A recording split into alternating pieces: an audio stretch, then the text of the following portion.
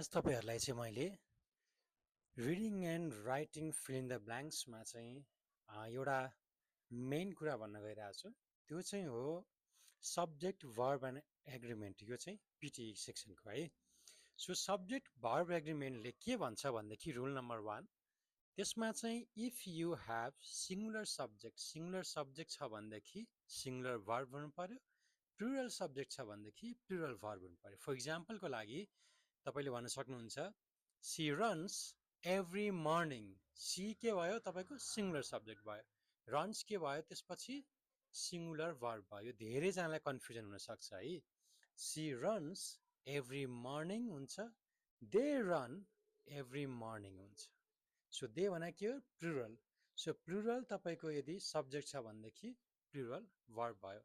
यो चाहिँ तपाईको रुल नम्बर 1। रुल नम्बर 2 मा के छ भनेदेखि दुईटा सिंगुलरको बीचमा एन्ड लागेको छ भनेदेखि तपाईले चाहिँ नि त्यसमा चाहिँ बल्ल प्लुरल लाउनु पर्छ भने। सो यो नर्मल कुरा हो है। सो पढ्दै जाने कुरा हो। For example the cat and the dog are playing together. अब यसमा चाहिँ के भयो भनेदेखि the cat and the dog यो दुईटा के भयो तपाईको एउटा एउटा चीज भयो। त्यो दुईटालाई चाहिँ तपाईको एन्ड गर्दाखेरि चाहिँ नि लास्टमा आर प्लेइङ टुगेदर भनेर भन्यो है। सो यो चाहिँ तपाईको दुईटा सिंगुलर छ भनेदेखि चाहिँ त्यसमा चाहिँ के हुने भयो प्लुरल भर्ब हुने भयो है। सो यो कुरा चाहिँ तपाईले याद गर्नु होला।